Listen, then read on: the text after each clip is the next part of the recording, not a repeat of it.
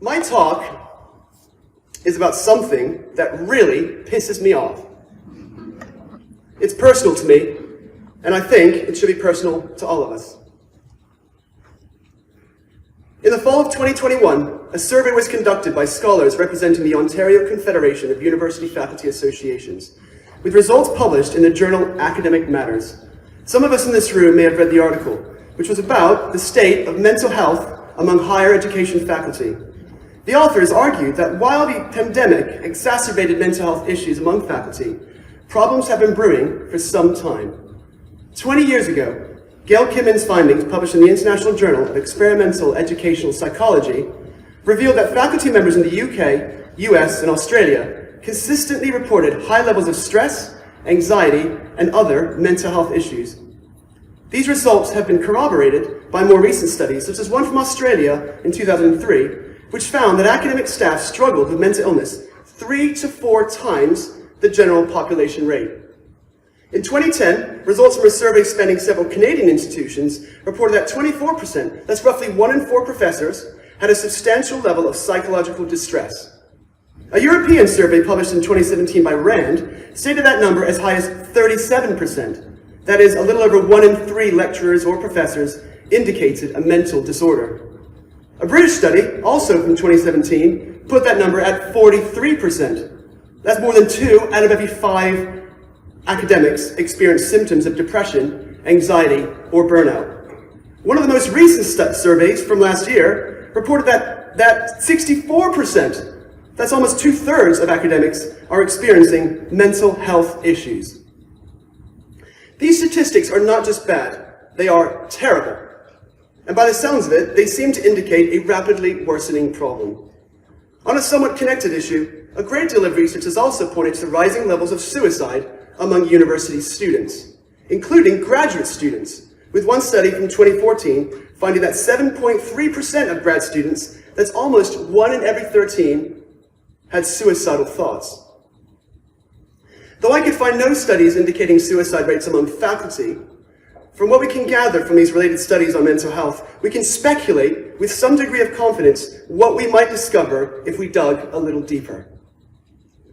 The pandemic has highlighted what we already knew was happening, that life for academic faculty over the past 2 decades has been getting harder, has become more stressful, and is increasingly likely to negatively impact our physical and mental health, and maybe even lead us to an early death. Now, how's that for a fun, upbeat introduction? You guys psyched for more? Please contrast all of this with several surveys done in the 1980s and 90s that consistently ranked a university teacher or professor as one of the best jobs to have. Sure, back then there was some sensationalized glamour attached to the profession, but it also afforded, and still affords, some wonderful perks and opportunities. Competitive salaries, good benefits, flexible schedules, summers off, conference travel funding, and you should see my hotel suite. Some of us are lucky enough to receive annual bonuses, as well as royalties and stipends from book contracts, speakers' fees, and editorial work. Our jobs are often highly varied, intellectually stimulating, and offer lots of opportunities for creative outputs. We get to work daily with young, smart, and energetic people in vibrant atmospheres. We are respected as experts in our communities, even if we're not experts. There are many apparent features that distinguish our jobs above many others, and yet, we are faced simultaneously with these harrowing statistics. I was curious to know why this was, and I stumbled upon a plausible answer from a very unlikely source. A fable printed in the book, The 4-Hour Workweek by Timothy Ferriss. I'll read it to you. The book is one of several non-academic texts I'll highlight in my talk as having made an impact on my thinking in these regards. Here's my copy. An American businessman, you'll love this, by the way. An American businessman took a vacation to a small coastal Mexican village on doctor's orders. Unable to sleep after an urgent phone call from the office the first morning, he walked out to the pier to clear his head. A small boat with just one fisherman had docked, and inside the boat were several large yellowfin tuna. The American complimented the Mexican on the quality of his fish. "How long did it take you to catch them?" the American asked. "Only a little while," the Mexican replied in surprisingly good English. "Why don't you stay out longer and catch more fish?" the American then asked. "I have enough to support my family and give a few to friends," the Mexican said as he unloaded them into a basket. "But what do you do with the rest of your time?" The Mexican looked up and smiled. "I sleep late, fish a little, play with my children, take a siesta with my wife, Julia, and stroll into the village each evening, where I sip wine and play guitar with my amigos. I have a full and busy life, senor." The American laughed and stood tall. "Sir, I'm a Harvard MBA and can help you. You should spend more time fishing, and with the proceeds, buy a bigger boat. In no time, you could buy several boats with the increased haul. Eventually, you would have a fleet of fishing boats." He continued, "Instead of selling your catch to a middleman, you would sell directly to the consumers, eventually opening your own cannery. You would control the product, processing, and distribution. You would need to leave this small coastal fishing village, of course, and move to Mexico City, then to Los Angeles, and eventually New York City, where you could run your expanding enterprise with proper management." The Mexican fisherman asked, "But senor, how long will all this take?" To which the American replied, 15, 20 years, 25 tops. "But then what, senor?" The American laughed and said, "That's the best part. When the time is right, you would announce an IPO and sell your company stock to the public and become very rich. You would make millions." "Millions, senor? Then what?" "Then you would retire and move to a small coastal fishing village, where you would sleep late, fish a little, play with your kids, take a siesta with your wife, and stroll to the village in the evenings, where you could sip wine and play your guitar with your amigos."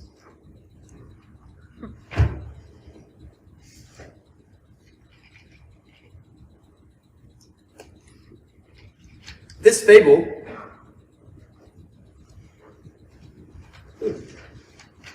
fable touches on several themes that encapsulate incongruities in working life for many people. The competitiveness within our industry that pushes us to always want more and never acknowledging when we have enough. Failing to stop and smell the roses. The epidemic of workaholism and a lack of imagination in an alternative work-life balance. Many of us in this room will be able to relate to this fable in our own careers, which describes what I would call a race to nowhere in academia. Some might prefer to call it a rat race, but at least rats are going somewhere. Many of us just move in circles, constantly searching for some form of external validation that remains elusive. For those who appreciate this fable will speak to you like it spoke to me. In fact, it screamed at me the words, "Slow down! Stop comparing yourself to others in terms of salary and perks, status and prestige. Stop trying to live up to others' expectations.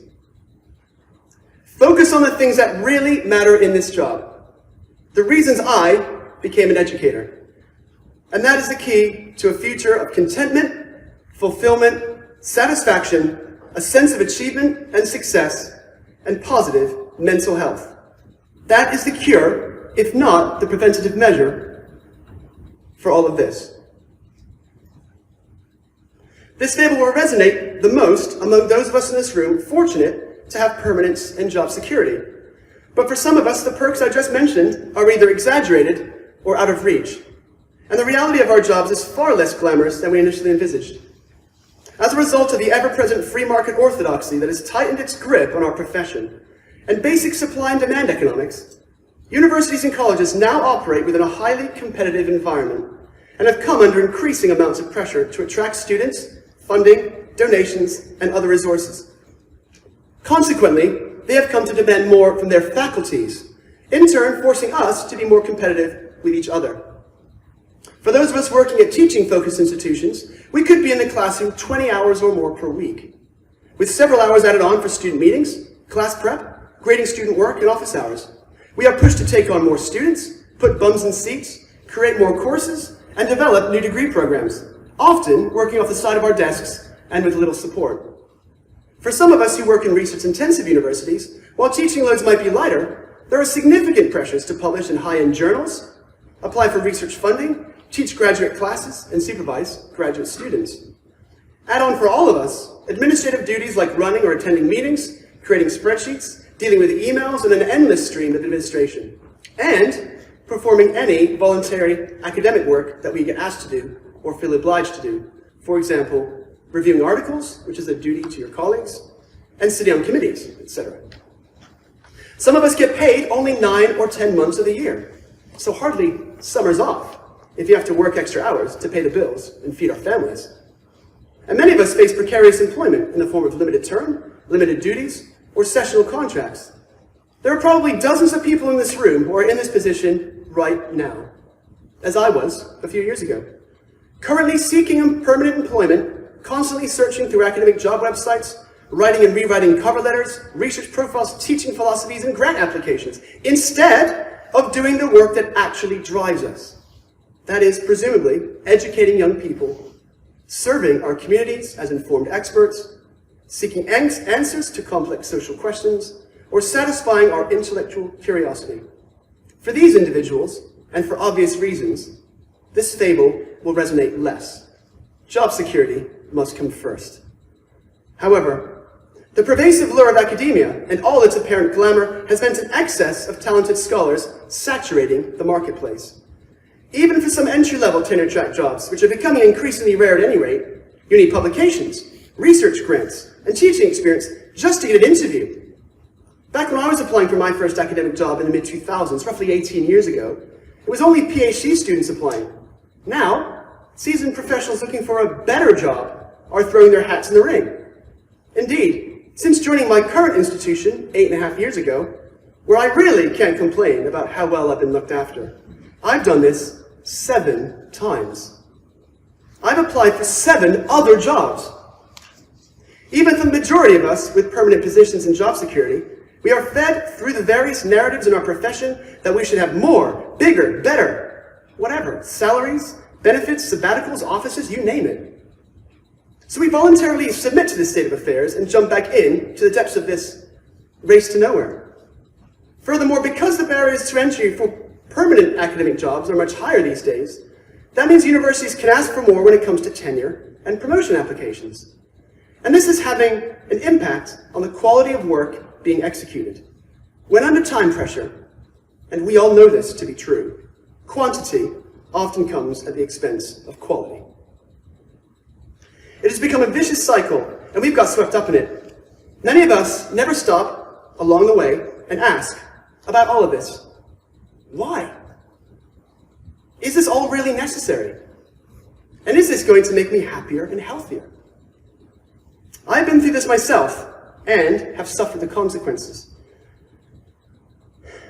I'm not afraid to say publicly that on at least 3 occasions, I've been on the verge of a serious mental health episode after failing to land a tenure-track job. But I've always managed to pull myself through. I have my wonderfully supportive family to thank and good friends to approach for support, some of whom are in this room.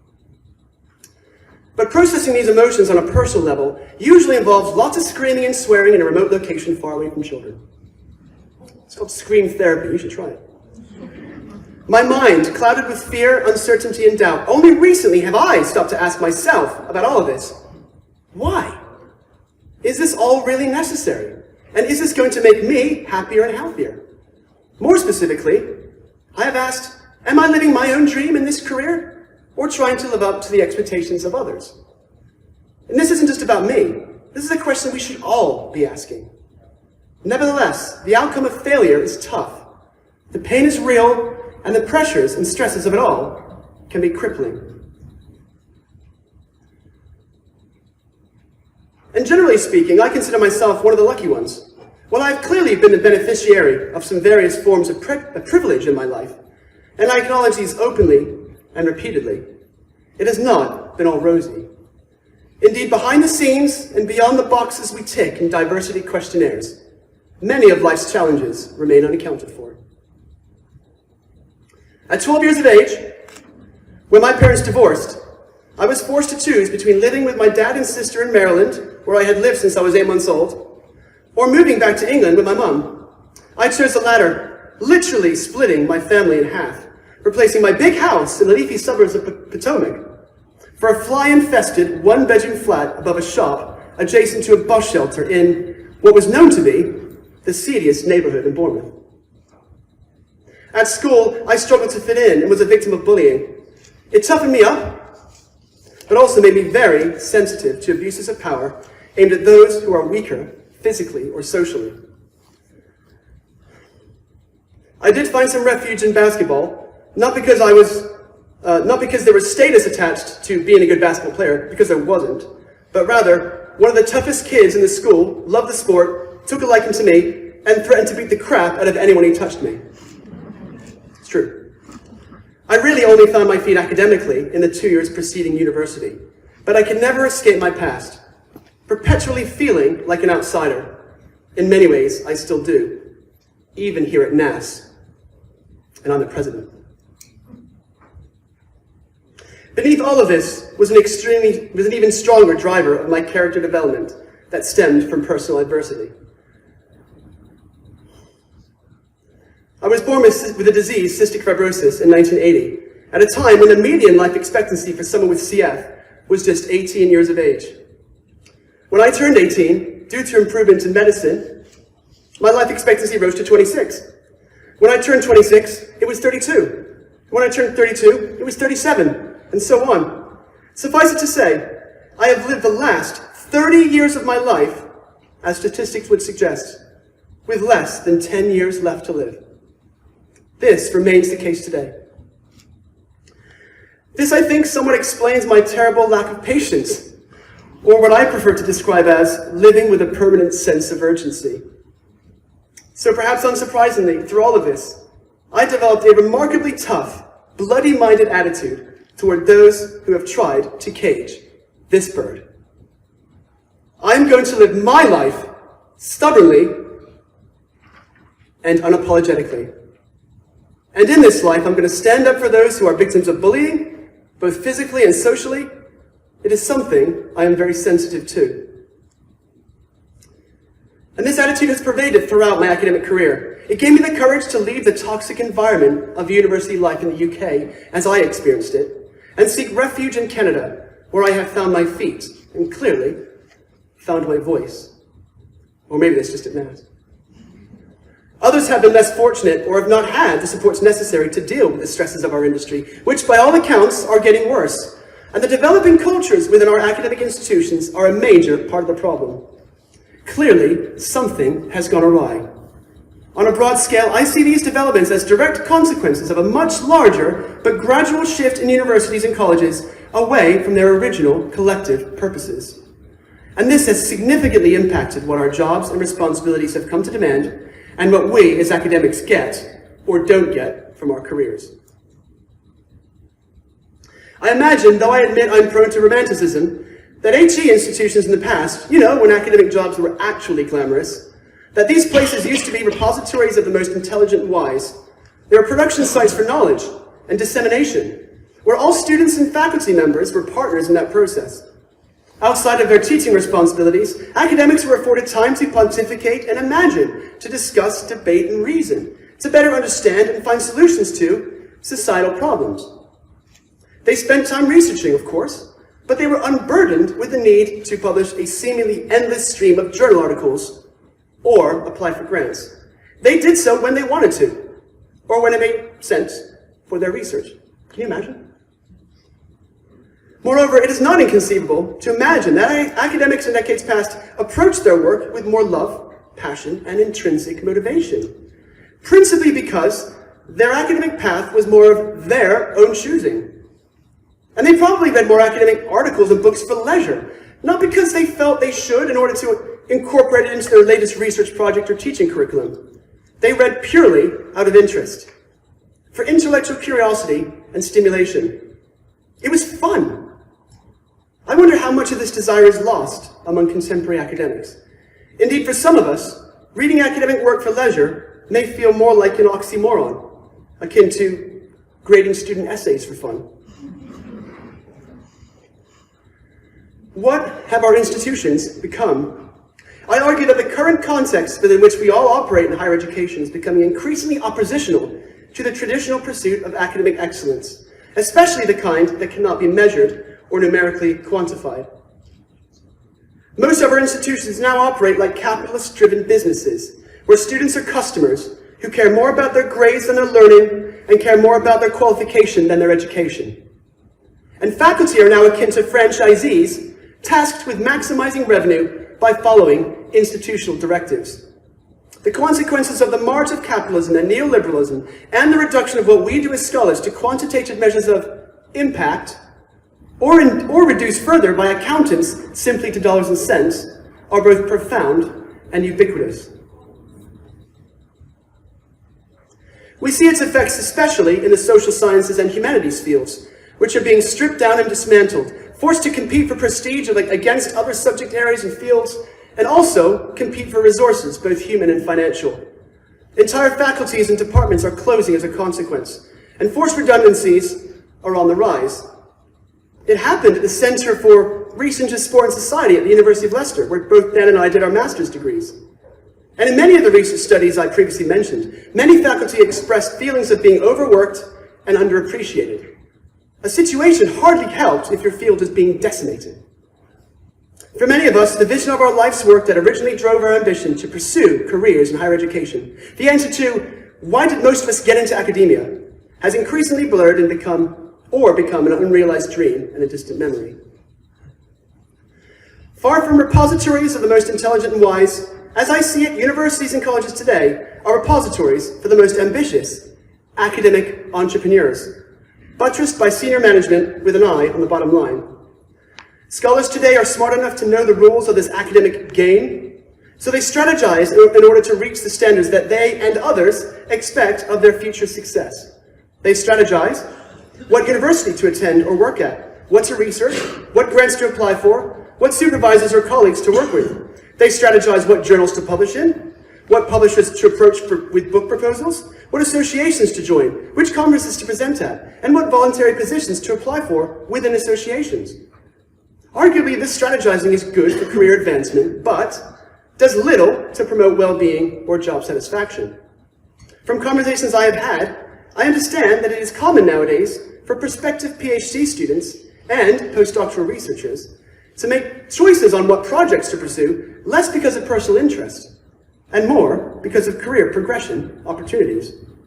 They choose the school or the program or the supervisor over the subject matter, much like somebody might choose wealth, prosperity, and good looks in a partner over compatibility, kindness, and genuine affection or love. This is understandable in desperate situations. Nobody wants to grow old on their own, much like nobody wants to quit academia because they can't get a job. This strategizing is entirely understandable among those with precarious employment. Yet I see little evidence that these internalized desires for more, bigger, better, subside among those with greater job security. In fact, within this ultra-competitive environment, for many, the quest for more and more seems to have become hardwired. There always seems to be another end goal in mind. To get a job, to get a better job, to get a promotion or tenure, to secure a bonus, to make more money, to get a bigger office, to win an award, to get noticed. At some point, we must ask ourselves, from where does true enjoyment and fulfillment from our work derive? Is it from these material advancements, or the quest for prestige, or something intrinsically more valuable and meaningful? Historians have shed light on broader social changes that have brought these consequences, most notably the massification of higher education since the early post-war period. Bernard Longden in the journal Education Studies examined the period from 1960 to 91 in the UK system, where dozens of polytechnic institutions and colleges were accorded university status. The status anxiety this created among folks in the established institutions was palpable, as many, instead of embracing notions of equal rights to education and social inclusion, dug in their heels. The corporatized culture, which recognizes mass education as an opportunity to deliver on growth objectives, sat in opposition to those who held on to old ideas, that is, small class sizes and intimate environments. In the US, among other legislation, the National Defense Education Act of 1958 and the Higher Education Act of 1965 enhanced funding streams for higher education that helped spur growth in the number of operating universities and colleges alongside student numbers, which across the country grew 15-fold from 500,000 students per year in 1940 to 7.5 million in 1970. As in the UK, much of the growth was focused on what might have been thought of as the lower tiers of higher education, namely community colleges or liberal arts colleges. Not only were institutions admitting more students, especially those outside of the wealthiest families, or from the most prestigious schools, but so too were faculties diversifying. The days when, in many faculties, you could count professors who weren't white, male, and from a comfortable middle-class backgrounds on one hand were being replaced with something else. The diversification of our student and faculty bodies has been a celebrated development, and rightly so, of course. It should have led to a more democratic and equitable system for how we assess institutions. And also its scholars, using different metrics that did not inherently disadvantage those without reasonable access to the most established institutions. But instead, once the newer institutions and their faculties grew in stature and, in time, had a small taste of the golden nectar of prestige, many reneged on their original game plan and pivoted ideologically, adopting the mindset of the elite universities. Instead of shunning the elitism that had kept them out or pushed them down unfairly for all these years, they embraced it. Instead of avoiding what I call the prestige politics game, they competed in it. And while a prestigious name might look good on a student's resume, the true benefits of this development for students across the board are questionable. Not only have tuition fees skyrocketed, making university educations beyond the reach of many or financially crippling for others, but also class sizes have grown, while student-staff ratios, on average, have more than quadrupled in the last 50 years. And for faculty, not only have our jobs become harder and more stressful, but as the research suggests, we also feel less support from our institutions to help us follow our passions in research, teaching, and service, to enable us to be more effective educators. In these ways, we have been failed by our institutions, where wisdom has been in short supply, or at least the kind that would make us happier and healthier. There has been a lack of true leadership across academia generally. Simon Sinek, a recognized expert on leadership and teamwork, speaks the truth with the words, "Leaders eat last." True leaders are not simply people who are in charge, but rather people who others willingly follow. It could be a person right at the end of the road who inspires loyalty, and this is typically achieved by putting the welfare of others within their charge first. Good leadership is about helping everyone around you do better and be better, thereby inspiring confidence that, for example, Army generals will put their troops' welfare first, that parents will put their children's welfare first, and that university senior administrators will put their faculty members, and thereby indirectly, also their students' welfare first. Patrick Lencioni, another recognized expert on leadership and teamwork, agrees that while someone's personal approach to their job will play an important role in whether they enjoy it or not, much, if not most, of the responsibility for creating either miserable or enjoyable working conditions rests in the hands of leadership, our employers. Again, I see no difference in HE institutions in this regard. They do have the power to help us love our jobs, but conversely, also to hate them. For Lencioni, the formula is remarkably simple. If our institutions really wanted to support us, they would devise ways of making our work more enjoyable and therefore less stressful, and allow us to do better and more effectively what we are hired to do. Number one, they would make each of us feel understood and appreciated for our unique qualities instead of invisible or anonymous. Two, they would help us see how our work matters and is valued by others, our students, department and faculty colleagues, and even senior management. Our senior management would actually thank us for the work that we do, because our success is relevant to their goals. Three, collaboratively and through consultation, they would seek buy-in from us in terms of devising effective measurements of our performance, rather than what feel like arbitrary quantitative focused assessments that not only disadvantage those of us in the social sciences and humanities, but also rarely equate to true impact. Indeed, how many of us have ever thought to ourselves, or even vocalized, questions such as, why do I need 6 papers published to get tenure? Why not just 1 or 2 really awesome groundbreaking ones? Why do I need to secure an external research grant when I can do lots of really great work without one? What about those students who lacked vision, purpose, and self-esteem and entered university confused and displaced, but because of my teaching and mentorship have found their path? How can these achievements be recognized or appreciated by my institution, especially given they can never be quantified? These are great questions. It is unfortunate that the competitive, corporatized culture in higher education, which has increasingly become the norm, has made us blind to alternatives that would afford us all healthier and happier lives, and allow us to better serve others. I say happier too, because academic studies, such as those referenced in this book, have found that personal contentment comes from within. The happiest are not the richest, but actually those with only slightly above average income. Among us, they are those who truly understand where contentment derives, and after having reached a point of moderate success in their careers, can scale back on personal ambition, acknowledge they have enough, and use their excess resources to enrich their lives and the lives of others. In essence, they feel fortunate, and so they give back. But what is enough? And why is it so elusive?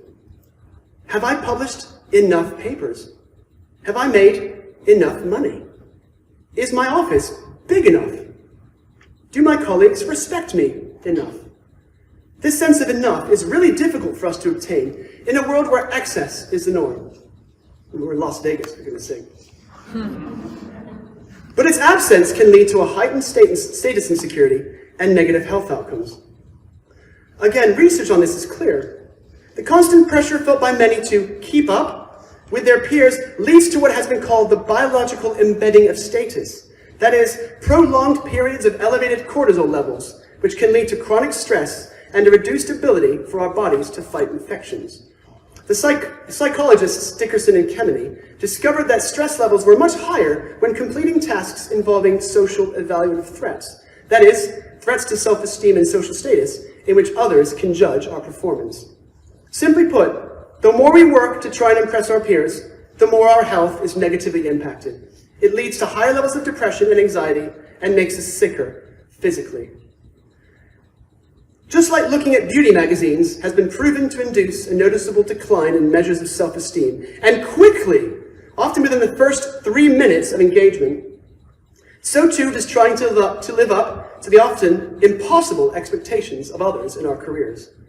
What we must recognize, if we are to have any hope of fixing these problems and reshaping our industry and its institutions, so that they better support us and look after us, is that the entire system is propped up and fueled by elitism. Dismantling elitist structures and targeting elitist thinking must be our main objectives. I see it as our biggest problem. According to the world's most popular source, Wikipedia,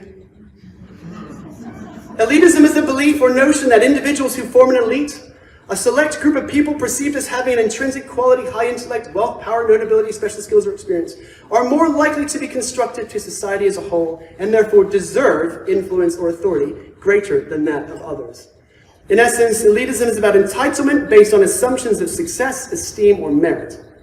But these are often misconceptions that are based on an exaggerated sense that prestige in itself is something worthy and important.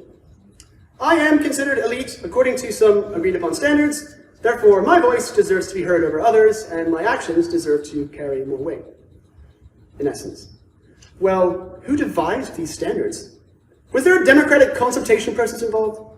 Are they fair and meritocratic, or skewed to promote the interests of some groups of people over others?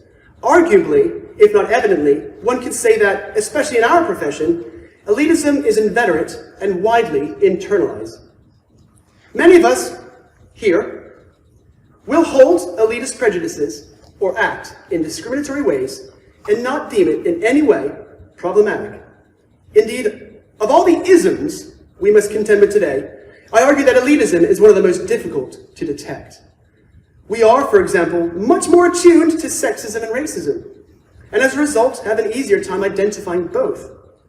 Elitism can slap us in the face, and many of us may be hard-pressed to notice. What is particularly exasperating is that we are often blind to elitism, despite it being tied very closely throughout history to forms of sexism and racism, notably male and white privilege.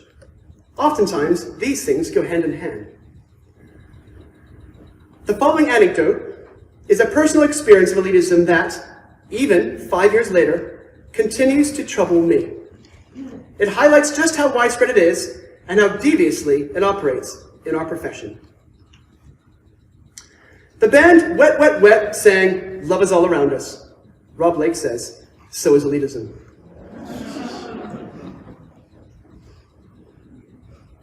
On January 1st, 2018, in the final stages of editing this 480-page Routledge collection, I, in collaboration with my colleague, Carol Osborne at Leeds Beckett University in the UK, sent an email to the NASSS listserv, that's the sport history listserv, to solicit extra contributions from members of that community. The following is an excerpt from an email exchange between two professors in response to this email, which was eventually forwarded to me by the secretary of another academic association, who is my friend. Keeping all names confidential, I gave them the pseudonyms Professor A and Professor B. I can still tell you that both of them hold prestigious positions at equally prestigious universities, one in Canada, the other in Germany. Perhaps unsurprisingly, both are at or near retirement age, and both are white, cisgender, able-bodied, and male. Dated January 1st, 2018. Dear Professor A, firstly, I wanted to wish you a Happy New Year. Secondly, I just this instant received a message below from the dreadful Robert Lake, who dares raise his ugly head in company with some other non-entity from an equally insignificant secondary school that tries to pass itself off as a university. All the best, Professor B. Dated January 3rd, 2018. Ugh, dear Professor B. Yes, Mr. Lake raises his ugly head again and again. I wonder whether you had a look at the recent edition of the Sport Historian, where he and a confederate from the prestigious California State University, Fullerton, USA, had published an article on tennis in the Olympics. Needless to say that neither mentioned my work, and he noted two obscure publications, one of which was only available in German. The main reason for this is certainly not that both authors do not have the least inkling of any language apart from their bad English. Seldom have I read a more boring article. After awarding Mr. Lake, it's Dr. Lake actually, that's okay. After awarding Mr. Lake the Lord Aberdare Prize for his book, a prize which, ironically, I suggested to my friend Lord Aberdare after persuading him to become a member of the society has now allowed him more than 20 pages, exclamation mark, exclamation mark, exclamation mark, to spread his wisdom. This, I think, is a very good reason for eventually discontinuing my membership. He misspelled discontinuing. I hope the two of us will keep in touch. Best wishes, Professor A. Eventually meant the following day, when an email was sent to the secretary of that organization, my friend, stating, I regret having to report that I want to discontinue my membership. My reason for this may be found below in my correspondence with my colleague, Professor B. This entire thread was then forwarded to me with a simple message. Below is a classic case of why you should not forward whole email conversations. Thought it might make you laugh, and hopefully not weep. Well, I kind of did both. Look, like many of you, no doubt, I have been trolled on various online forums and had my work criticized and ridiculed by members of the general public, who are invariably too lazy to read an entire article and become fixated on a single sentence or phrase, and too cowardly to reveal their identities and therefore have a real discussion with me. But this felt very different. I acknowledge that these words might seem rather mild for those of us who have been subjected to more egregious forms of discrimination. Nevertheless, I was aghast at the insulting words I was reading. They were grotesque and disturbing, and the tone shamelessly elitist. These were two grown-ass men, apparently esteemed professors at prestigious universities, people whose work I had read and actually admired and cited, throwing insults at a colleague whom they have never even met. That they would comport themselves in such a mean-spirited, classless, and unprofessional way, I found breathtakingly audacious. I could easily have put this down to the foolish and incomprehensible musings of two bitter, twisted old men, but like the way you might sit and listen to your racist granddad, out of respect, I afforded them an opportunity to explain themselves. Though not one to seek confrontations, I am a lover, not a fighter, after all. I carefully and respectfully constructed an email to both of them, explaining clearly my disappointment in their behavior. I said their words struck me as indicative of an inveterate elitist mentality, and such snobbery, in my view, has no place in our society, let alone our profession. For these reasons, it was my view that, regardless of their previous accomplishments, they have become a discredit to the academy and to the subject. To each, I wrote, I expect more from a man of your status, experience, and age, and I can honestly say that I have never in my entire career been more disappointed in another colleague. I have worked hard in my profession, both as a teacher and a researcher, and I have gone out of my way to treat my colleagues with respect. So this vitriol you express toward me is as ignorant as it is unfounded. I invited them to express their disagreement with aspects of my work via the usual publication channels, or even in a personal email to me, and ended by asking them, to deserve this treatment, how I have wronged them in this, or indeed, another life. One of them responded reluctantly with an apology, while the other continued to spew venom, doubling down on his elitist vitriol. He must have thought, why stop now or apologize and lose face to this non-entity? In his lengthy, rambling response, which one of my senior, because I sent it to my senior VPs at Douglas College, one of the senior VPs at Douglas College said was like something out of Monty Python, this professor argued, in effect, that the education found in newer universities has been dumbed down to the level of a secondary school in order to cater to those of lesser intellectual capacity, and therefore is no longer worthy of the name. He then claimed of me, as a vain individual, who wants to believe that my work makes a difference, that I should find greater fulfillment in my career if I worked at a more prestigious institution, one like UC Berkeley rather than Lethbridge, he said. We know that it will make a bigger difference if we teach at a major institution than at a school that is ranked near the bottom of the university rankings. As for non-entities, we are all that at the beginning of our careers. It is not an insult to describe a neophyte scholar using such a term because he, she, literally is. His response left me speechless. I use the word elitist to describe his words and actions because this is a textbook example. Without an ounce of shame or embarrassment, he openly expressed his belief that some people's voices deserve to be heard over others because of the institution where they worked and their institution's associated prestige, and therefore assumed higher standards. He assumed because I worked at an institution that in his eyes was not worthy of being recognized as anything other than an insignificant secondary school that tries to pass itself off as a university, that I was ripe for criticism.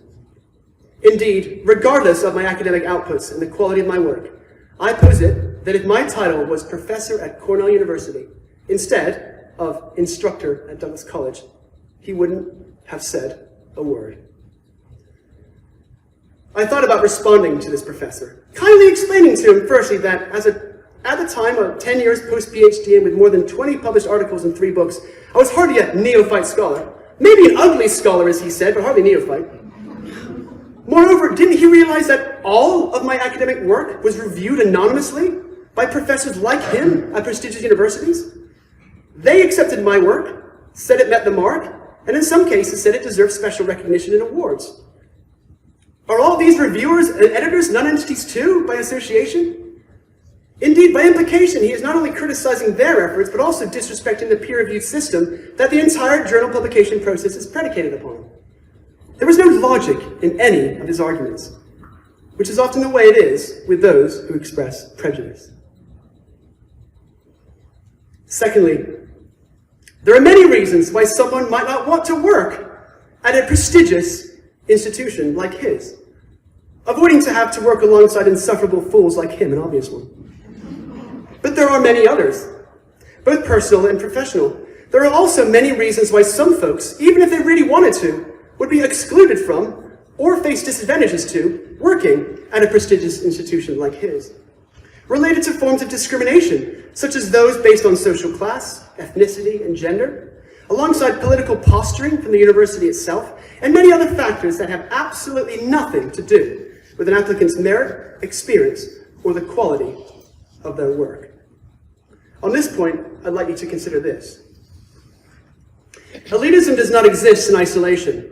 We know it intersects with other structural inequalities.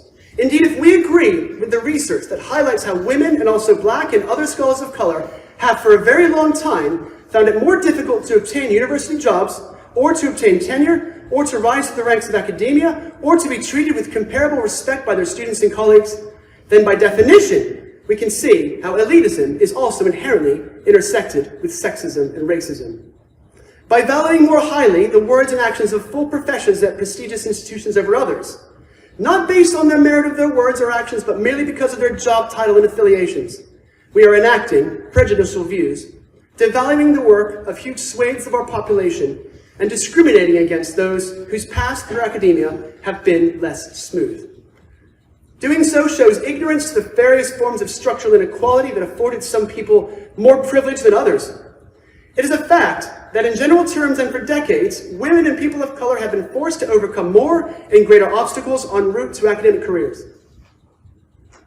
So by privileging the names of those who have risen to higher ranks over those who have not, we are again, by definition, sustaining these explicitly elitist and implicitly sexist and racist structures. By the way, in my criticism of these two gentlemen, I do not mean to indiscriminately slam every old, able-bodied, cisgender white man. Indeed, I hope to be one someday. To my mind, that prestige and quality are assumed to always and without fail work in tandem is the great fallacy in higher education, and a major obstacle to purging elitism from it. Indeed, could a scholar at an institution without prestige possibly undertake groundbreaking research, publish high-quality work, and make major contributions to their fields? Yes, of course.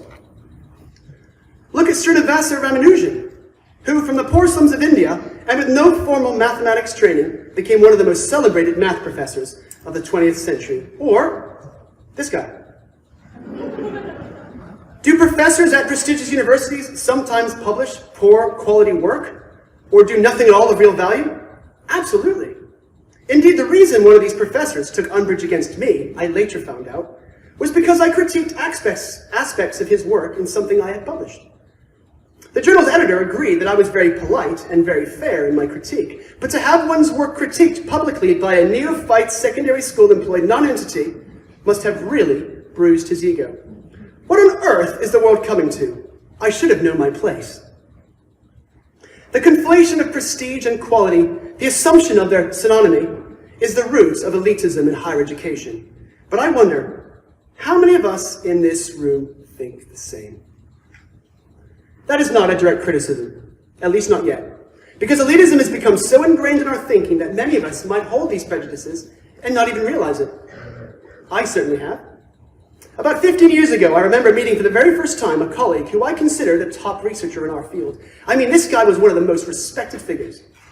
And I was perplexed as to why he was only a senior lecturer, and not a professor, at a small university in the south of England. Wrongly, I believed that where a scholar worked or ended up had everything to do with the quality of their work, their talent, intelligence, ability, or work ethic. Sure, these things come into play, and there's no denying that, but I do not perceive the numerous reasons why an individual might choose to work at a small liberal arts teaching college over a big research university. And I actively judged my colleague for this. Surely if he were that good, he would work at X instead of Y. What happened? I pitied those who, in my eyes, had underachieved because they lacked the professional title, job title, or rank that I, and perhaps others, felt they should be attaining. I never realized how elitist my thinking was on this point until someone said almost the exact same thing to me about 5.5 years ago. I was at a conference in Cal State Fullerton. It was this NASSS conference about 6 years ago. And I was having coffee with this guy during the coffee break and chatting away. Nice guy. And he walks away and comes back 10 minutes later holding his phone. He's like, "I've just looked you up. Wow, I can't believe you're only an instructor at Douglas College." And initially I was like, "Oh, thanks." And then I was like, what? I was like, "Screw you." In my mind, I didn't say it to him. "Who are you to judge me? And what gives you the right to assess my value and worth as a scholar and educator? Why should I have to live up to the expectations of you or anyone else?" Surely that's a trap, if not also a recipe for misery. As you can tell, my thinking on this point has become more nuanced. I have often considered writing down all these personal experiences and pinning them to my office wall to remind me of how dangerously easy it could be to slip into this trap and become one of those types who believes ignorantly that we live and work in an entirely equitable academic environment without privilege, and where everyone gets the credit, jobs, rank, and status that they deserve based solely on their effort and quality of their work. Unfortunately, that world only exists in the wild imaginations of those who are unacquainted with simple realities. Firstly, there are some people whose path to some preconceived notion of success is fraught with more obstacles than others. And secondly, not only is everyone's pathway different, but of course not everyone pursues the same end goals or measures success in the same ways. And that, in my view, should be celebrated rather than disdainfully judged.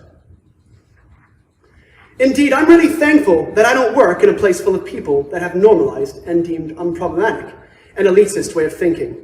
I work in an institution that, despite its flaws, does its level best to look beyond what really doesn't matter, like prestige, and focus on what does: student success and fostering a happy faculty who feel supported and empowered to pursue their academic interests.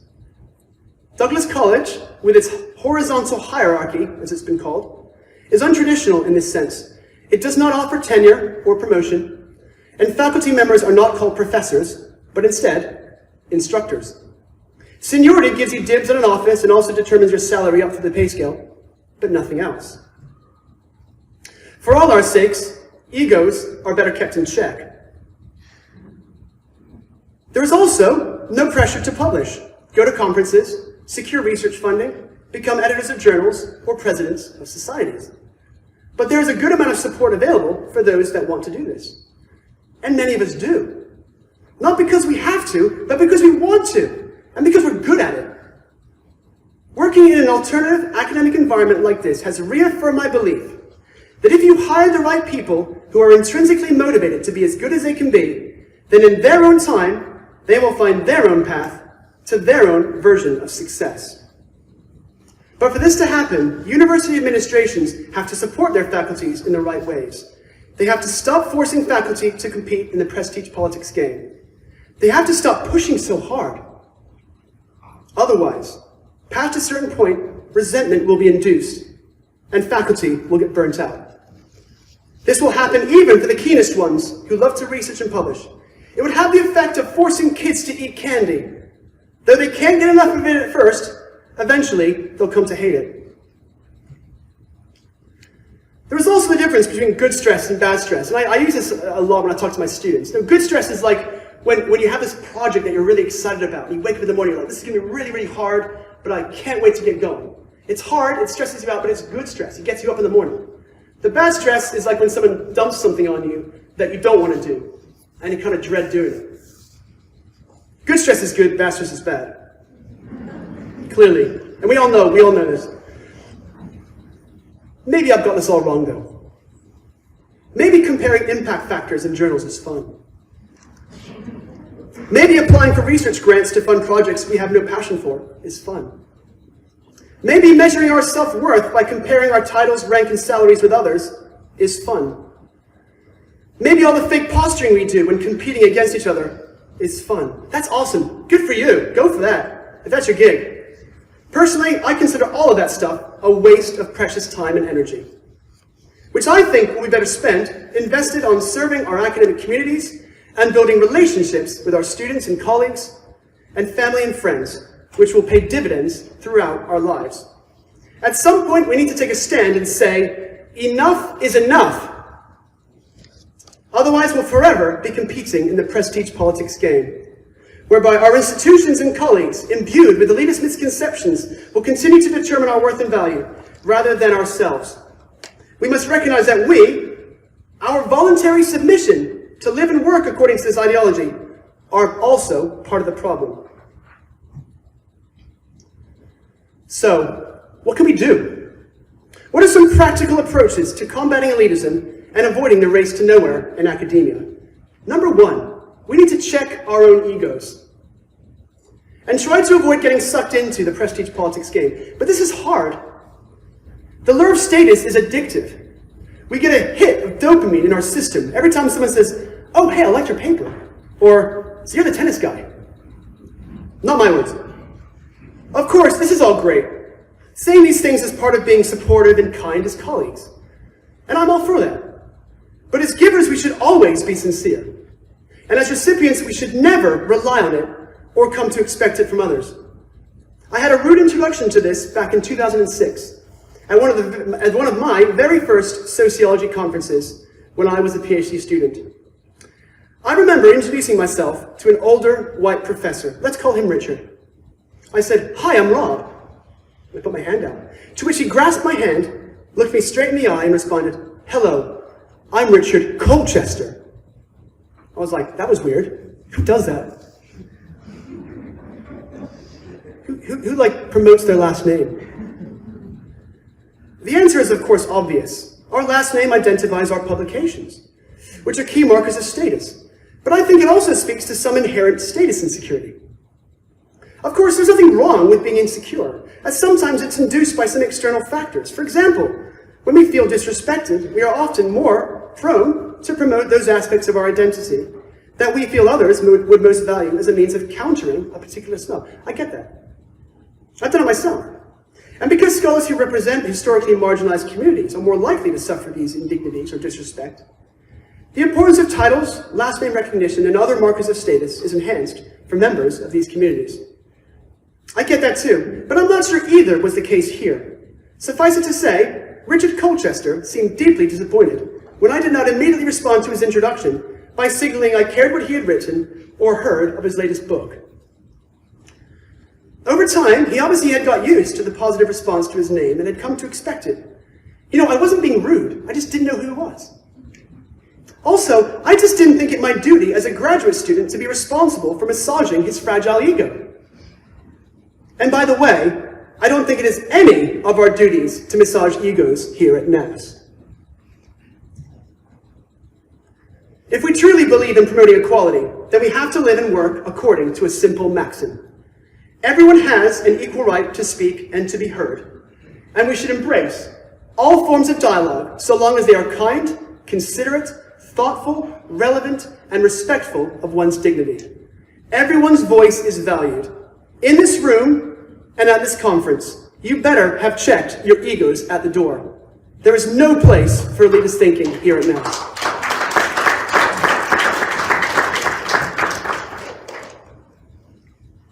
The second thing we can do is to actually call out elitism. We can start by looking in the mirror. If this sounds like you, then you might want to seriously reconsider your approach. I'm being polite.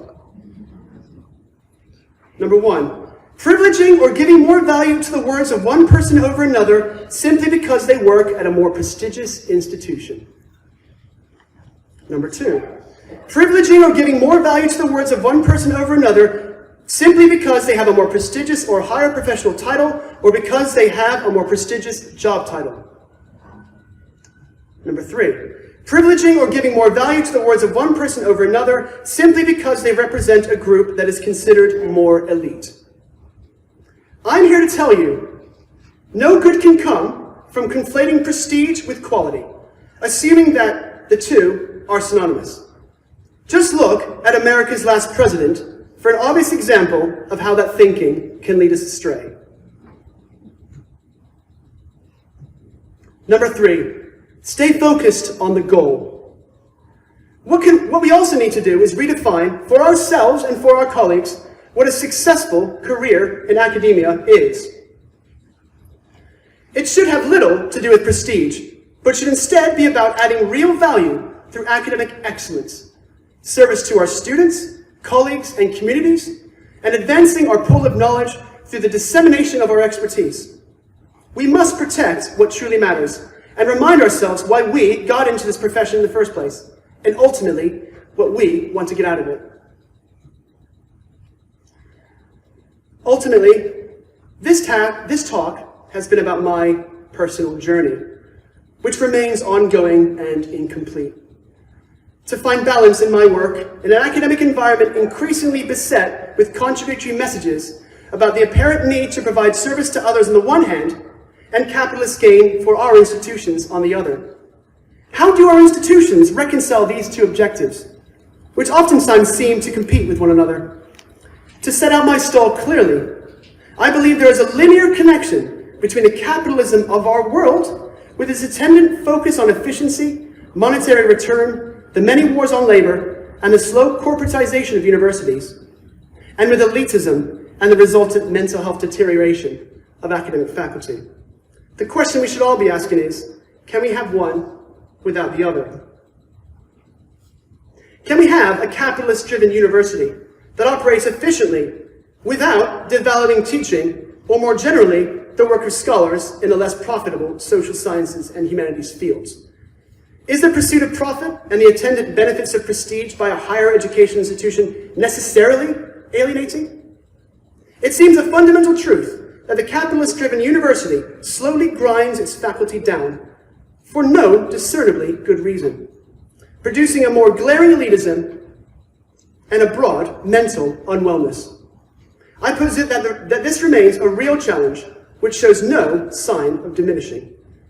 Another important question is, how do we, as academics, reconcile these two oftentimes competing objectives? And how should we position ourselves to sustain good mental health and enable true personal contentment in our work? Ultimately, for those who really seek to make a positive impact on others, you can't pour from an empty cup. When we compete in the prestige politics game, we reaffirm elitist ideologies that undermine equality and social justice objectives. Moreover, we put our own values of self-worth in the hands of others. We let others define and rank us.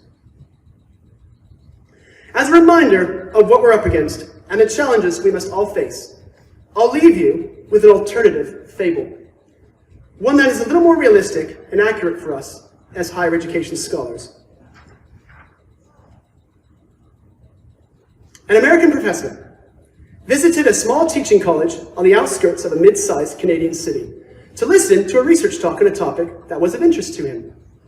The presentation was very good, so the professor approached the Canadian afterwards. "Your talk was very good," said the professor. "How much time do you spend on research?" "Only a little while," said the Canadian, in surprisingly good English. "Why don't you spend more time in your research and write more publications?" the professor then asked. "I do enough to satisfy my intellectual curiosity, and I publish what I want, when I want, as I see fit," the Canadian said, as he powered down his laptop. "But outside of your teaching responsibilities, what do you do with the rest of your time?" The Canadian looked up and smiled. "I sleep late, read a lot, play with my children, and take long walks with my wife. From May until September, I don't teach classes, so I go to my lakeside cabin where I play golf and enjoy my family. Often, I will sink a few beers and play cards with my friends. I have a full and busy life, sir." The American professor laughed and stood tall. "Sir, I'm a Harvard professor and can help you. You should spend more time researching and writing academic papers, and with the teaching release you'll obtain, apply for research grants. In no time, you could create a research team with doctoral students that will help provide a steady stream of funding for more projects." He continued, "Instead of being on others' research grants, you could be the PI. You would control the research process and become a recognized global expert on this topic. You would have to leave this small teaching college, of course, and move to a big city like Toronto or Chicago, where you could run your research program at a big research university with proper management." The Canadian asked, "But sir, how long will all this take?" To which the American replied, 15 to 20 years, 25 tops. But then what, sir? The American laughed and said, that's the best part.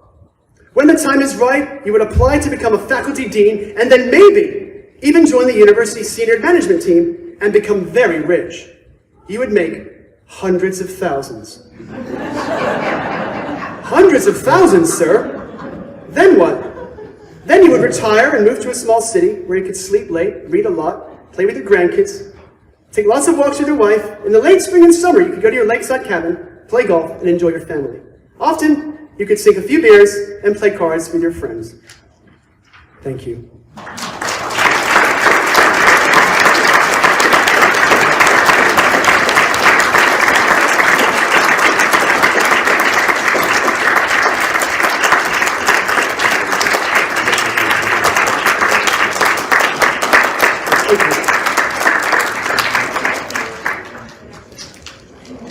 Yeah, I mean, how does one end that? How does one follow that? Just to say that was an incredible, powerful, important, timely, and I have to say very emotional. So yeah, Rob.